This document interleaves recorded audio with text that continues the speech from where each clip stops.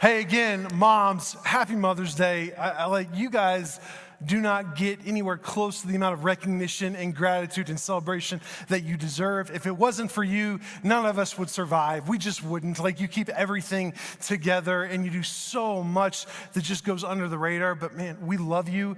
You are seen, and man, we just celebrate you today. So have a fantastic day, okay?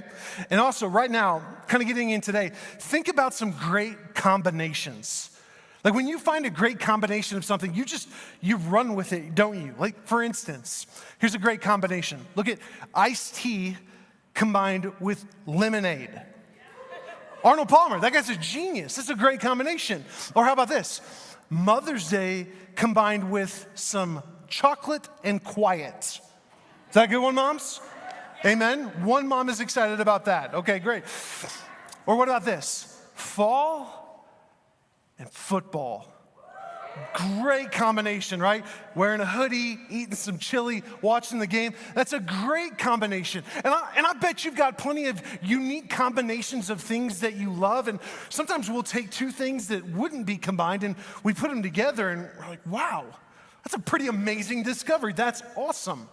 But on the other side of the table, there's also some combinations that can lead to some confusion. For instance, socks combined with sandals. It's a weird combination. Or let me give you another one. A cell phone and a holster. It's confusing. Like, I don't know how that one's still alive. Some people are just hanging on to that one. Or here's another confusing combination. An eagle walking around with some chickens. Like, that's just weird, right? And if you were here last week, we kicked off this series that's walking through a section of Colossians 3, and we started off with this story about a farmer who snared an eagle, then put a restraint on it so it couldn't fly, and then just let it loose back into his courtyard. He let it loose into the barnyard where he just started walking around with all the chickens. And something interesting happened. It stopped looking up, it only looked down. It started walking around the barnyard, pecking and scratching at the dirt, acting like a chicken.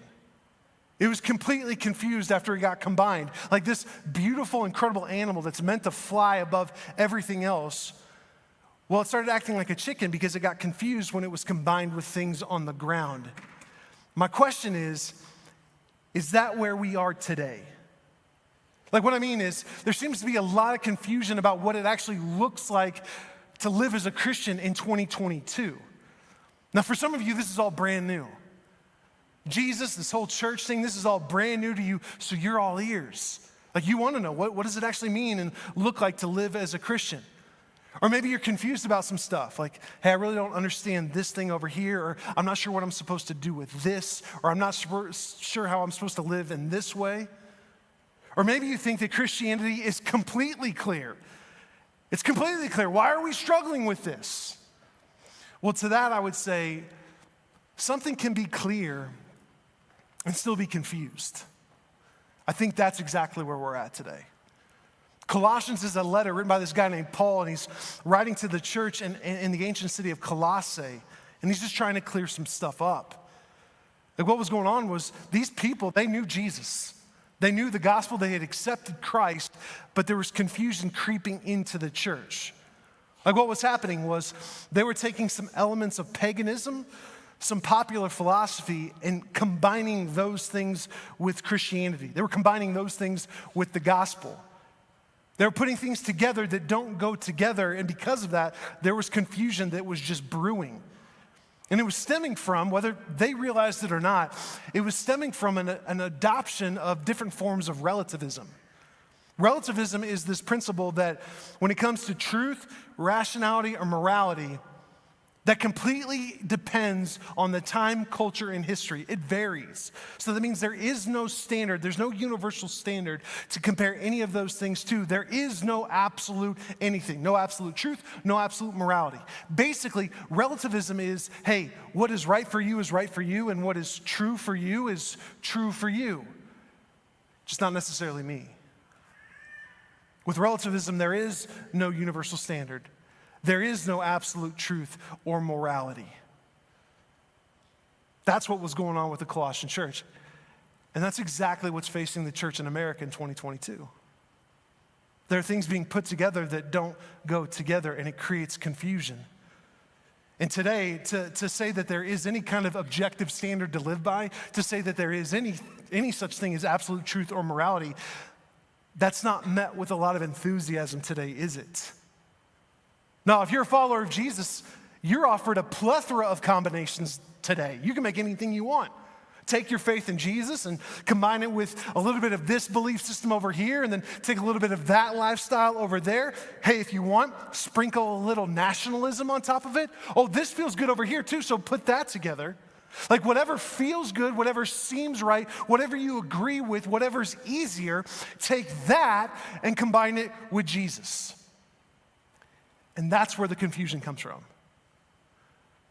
That's also why there are so many off-base stereotypes about who Christians are and what we really believe. That's why it's confusing to see what does it actually look like to live as someone who follows Jesus. There's a lot of confusion in and out of the church today. That's what Paul's writing about in Colossians 3.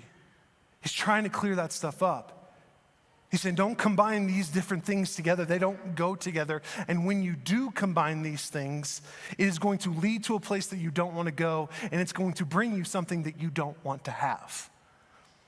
Something else that we can see happening in real time today because of this relativistic culture that we have adapted in 2022, where whatever's true is true for you, whatever you feel like is right is right. A byproduct of that is whenever someone or something disagrees with what we think or feel, we immediately dismiss it and think, well, that thing's wrong, or that person is hateful, and we just dismiss them, and even it incites a backlash from us. Like if anything disagrees with what I think or feel, my natural reaction then as a person who lives today in this culture is, you know what, that must be wrong, let me dismiss it, and we even get angry about it. The topic that Paul's going to bring up today, great example of this. So he starts off in Colossians 3, he starts off this way in verse 1. Since you have been raised to new life with Christ, he's talking about anyone who confesses to be a Christian. Set your sights on the realities of heaven where Christ sits in the place of honor at God's right hand. Think about the things of heaven, not the things of earth. That was last week. Like everything starts in our mind. What we think about is incredibly important and powerful. Like you can't stop the practice of something if you're still practicing it in your mind. That was last week. Then he keeps going. He says this. So put to death the sinful and earthly things that are lurking in you. Have nothing to do with sexual immorality or impurity, lust, and evil desires. Don't be greedy. For a greedy person is an idolater, worshiping the things of this world. Because of these sins, the anger of God is coming. You used to do these things when your life was a part of this world, but now is the time to get rid of anger, rage, malicious behavior, slander, dirty language. Don't lie to each other, for you have stripped off your old sinful nature and all its wicked deeds. There's a lot there in those two lists. Like the second list is really a list of relationship breakers. And we would all agree with that list, and we wouldn't oppose Paul. Like, hey, maliciousness, slander, rage, lying to each other, not a lot of redeemable things right there, right?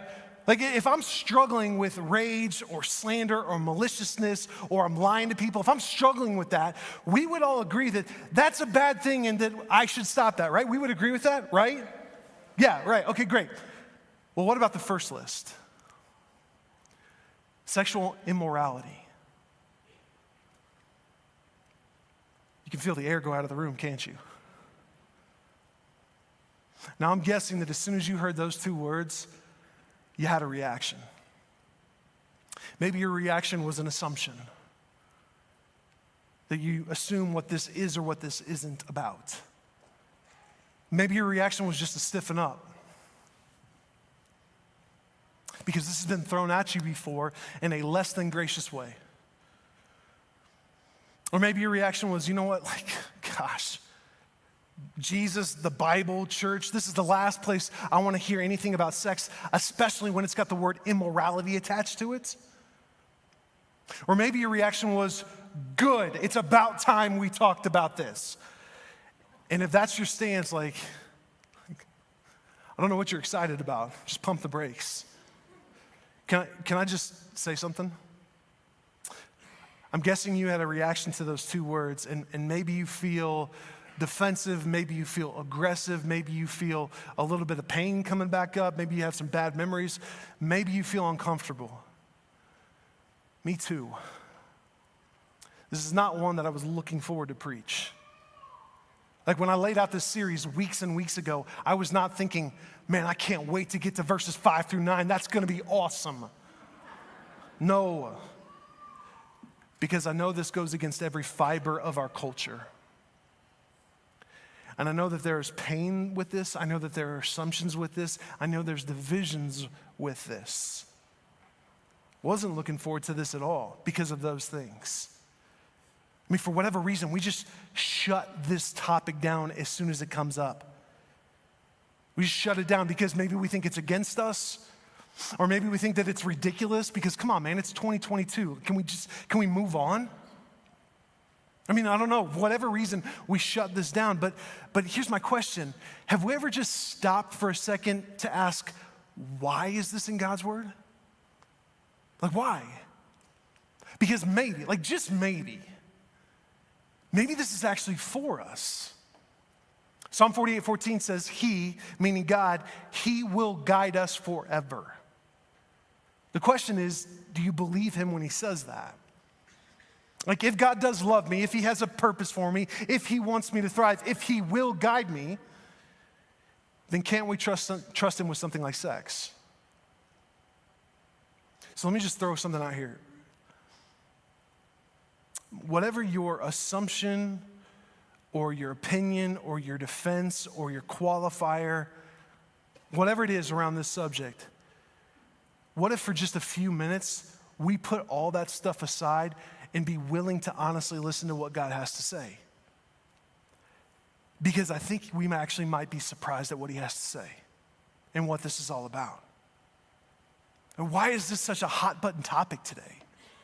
Well, the reason why it is because, do you know what the 3 biggest religions are in the United States? Sex, money, and politics. Those are the biggest religions. They are. Those are the ones that get the most of our attention, our adoration, our affection, our emotion, our thoughts. They get our worship more intensely than anything else does. And when I say our, I mean all of us. This is for Christians and non-Christians alike. We all fall into this. Every single one of us does. Sex has just become such an idol. Our culture has been so sexualized in every different way because it is an idol. And whenever you speak up about or even remotely against and push back against an idol, people get upset. If you mess with someone's idol, people get upset. Sex is an idol, and today, if it is not a free-for-all perspective and practice around sex, then that feels like you are discrediting and opposing an idol. That's why it's a hot-button topic. And at the height of relativism, where true is whatever you want it to be and right is whatever feels right to you, to say something that there is such a thing as sexual immorality, that's the equivalent of blasphemy today. But let's just entertain this question for a minute. Is it possible that God knows better and has something better for you and I? Is that possible? Let's just start with God. Does He even exist? If God exists, then that means He set the standard for morality. That means there is a standard. He set it. If He did set the standard for morality, don't we think that He would probably know better in what's right as opposed to our own feelings and desires? But if God doesn't exist, if He doesn't, then morality is just a matter of taste, not truth. And if morality is a matter of taste, that means you and I have no reason or ground whatsoever to be upset or frustrated with another view that might disagree with whatever our view happens to be. If this is a matter of taste, you and I, this should never be a touchy subject. This should never be a hot topic. But it is, because this is not a matter of taste. It's a matter of truth. Can we get on the same page with one thing first? Sex is a great thing. This is where you can say amen. Okay, good. We're on the same page with that. It's a great thing. It's a great thing when it's in its context. This verse in Colossians says there's sexual immorality. That means that there has to be something that is sexual moral. There's sexual morality too. The morality part is just referring to God's design and purpose for sex. When it's inside that design and purpose, it's a great thing. It's awesome. When we get outside of that design and purpose, that's when it leads to trouble. Let me give you an example. I'm guessing that all of us have one of these. We've all got a smartphone, I'm guessing. I have an iPhone, and I don't know if you know this about my iPhone, but Apple designed my iPhone to do incredible things. Get this. I can talk with someone face to face instantly on the other side of the planet. Did you know that? That's pretty incredible, right? I can buy things with this. I can watch videos. I can take amazing pictures of my kids and send them to different family members in different states. On top of that, Apple has designed tens of thousands of apps to do almost anything I can imagine. Apple designed that for me, and it's meant to make my life better. It's pretty cool. But do you know what Apple did not design my iPhone to do? It did not design it to be a doorstop. It did not design it to be a hockey puck. And it did not design it to be used as a weapon that my kids could throw at each other. Now, certainly it can do all of those things. Like this would be a doorstop. It would work. It would stop a door. This would slide nicely across the ice in a hockey game, especially if I take the cover off. And yes, this converts to a great weapon, a projectile weapon. Can you imagine getting hit in the face with one of these if someone chucked it at you? That would hurt. Now, it can do all those things, but that doesn't mean that it should. It wasn't designed to do any of that. And if I use this as a doorstop, a hockey puck, or a projectile weapon, it's going to jack my iPhone up, and it's going to cause pain. First, pain to my wallet, because I'm going to have to buy a new one, and these things are ungodly expensive.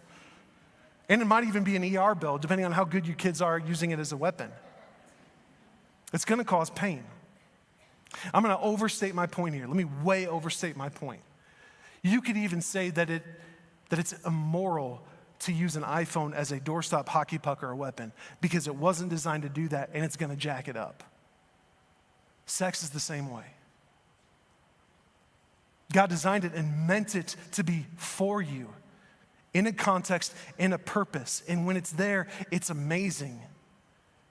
But when we get outside of that design and outside of that purpose, that's what leads to pain, not just for you, but for other people.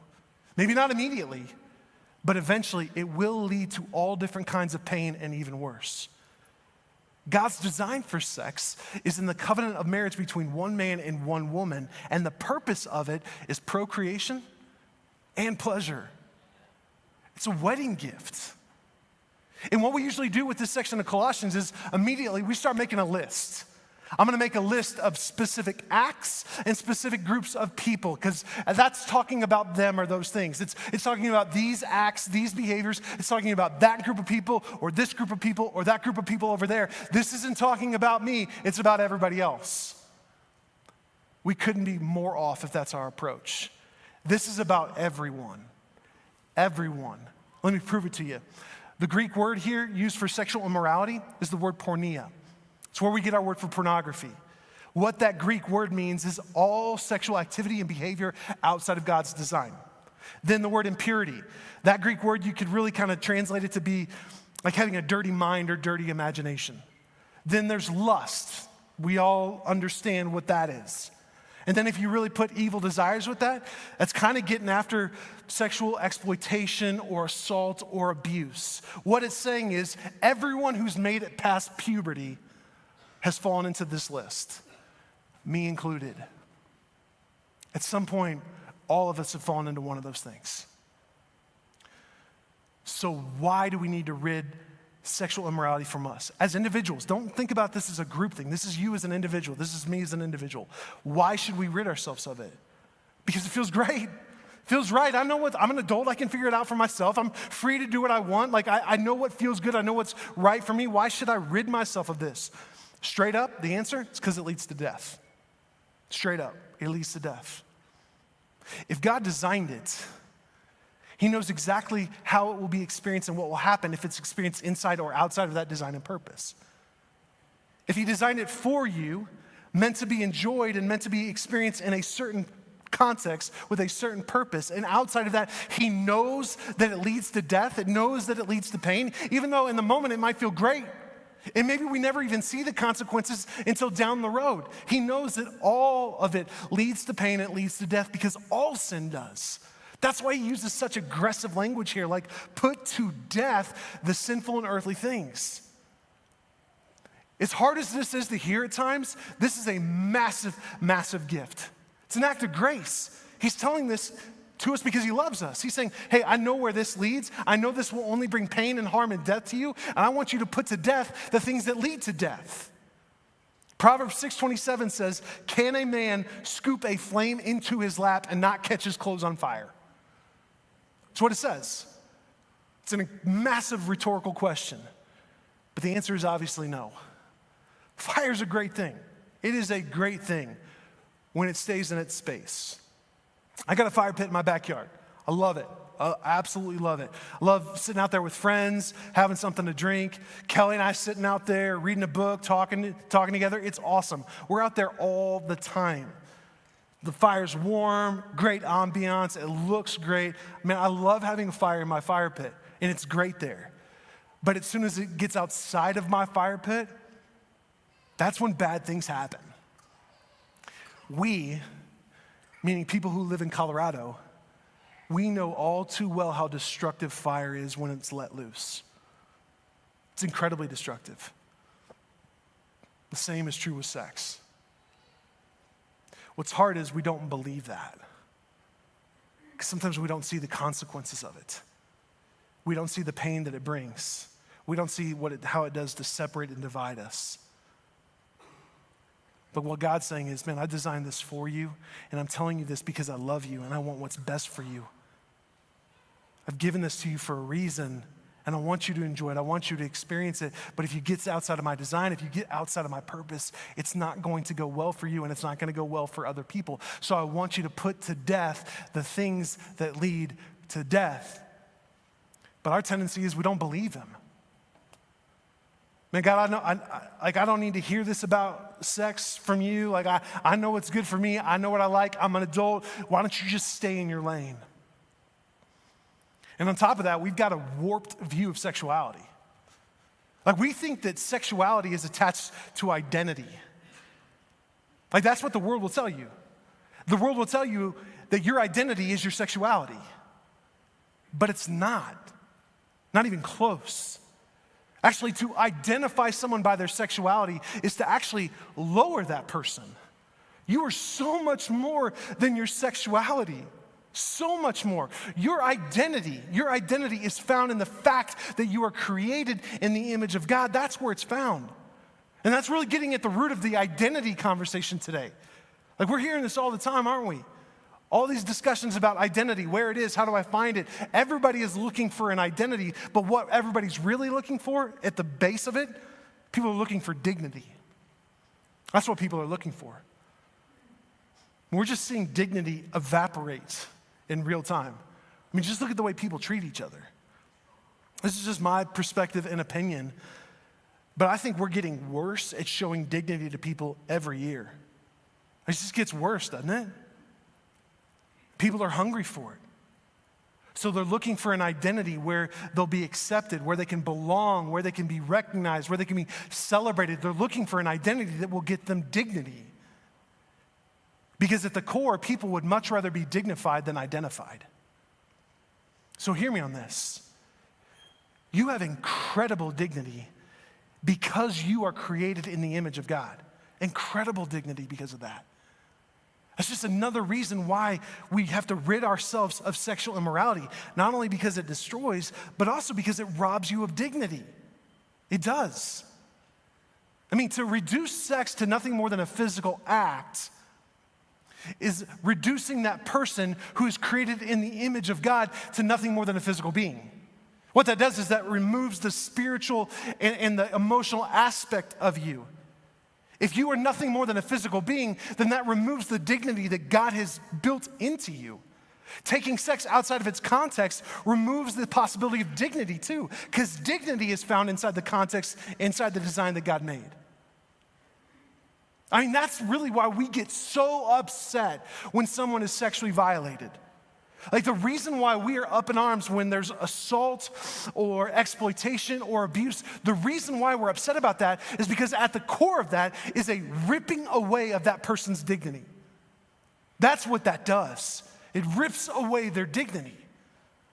Dignity is not found outside of God's design and purpose for sex. Dignity is not found in a sexual identity. It is found in the fact that you were created in the image of God, which means we accept all people because all people have dignity. And at the same time, it means we also cannot affirm anything that would rob somebody of their dignity, which is exactly what sexual immorality does. All sin does that. So we accept all people because all people have dignity. And at the same time, we affirm nothing that will rob dignity or lead to death. And maybe you're thinking that, you know what, all right, God's design then and his purpose for sex is not fair. Or it's ridiculous. Or it's constrictive. Matt, people should be free to do whatever they want sexually. Yeah, they are. I mean, within inside the law, absolutely. But here's my question. Is that freedom a good thing? Here's what I mean. Let me say it this way. What is real freedom and what is its end? Like, what's the point of freedom? It's a serious question. Is the point of freedom just so you can do whatever you want to do and be whatever your authentic self is? Is that the point of freedom? Because if that's what freedom really is, honestly, that sounds like slavery to me. It means you're enslaved to doing the things that make you feel free. If you have to do things to make yourself feel free, then you are enslaved to those things you are doing to make yourself free.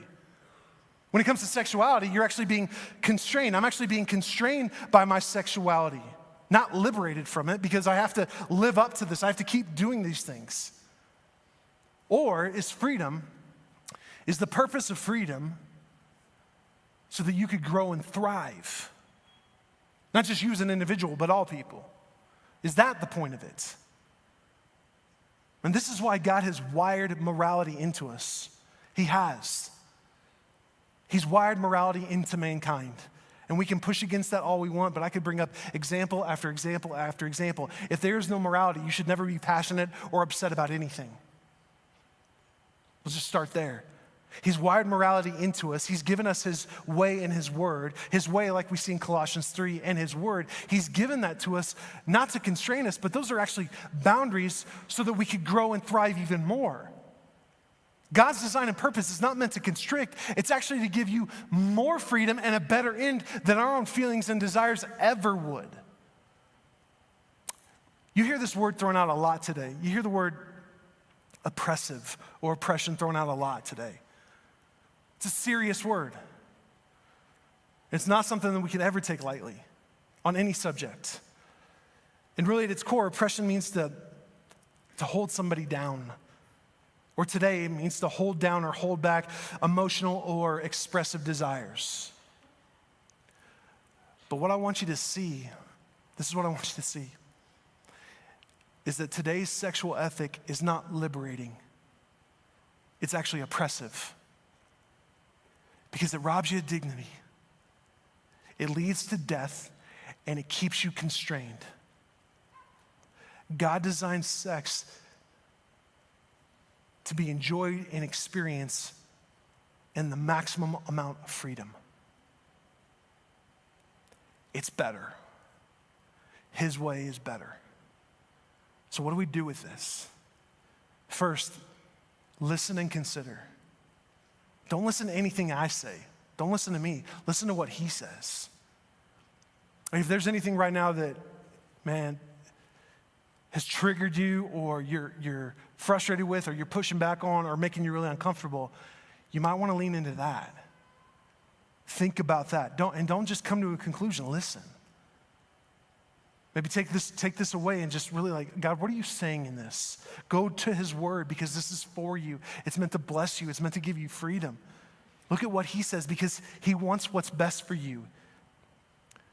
Listen and consider. You're going to be, as soon as you leave here today, you're going to be hit with the exact opposite message that you just heard. Our world is going to tell you everything that is completely against what I just said. This is completely against every fabric of our culture. You're going to be hit with it as soon as you look at your phone or as soon as you turn something on TV and a conversation with another friend.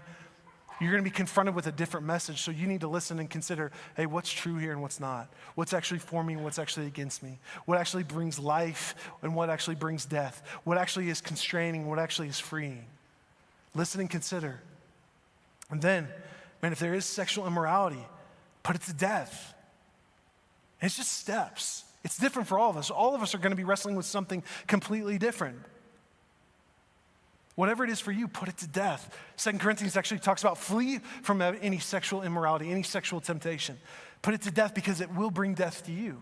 Just take one step at a time. Maybe do this with your group, like talk about it with your group.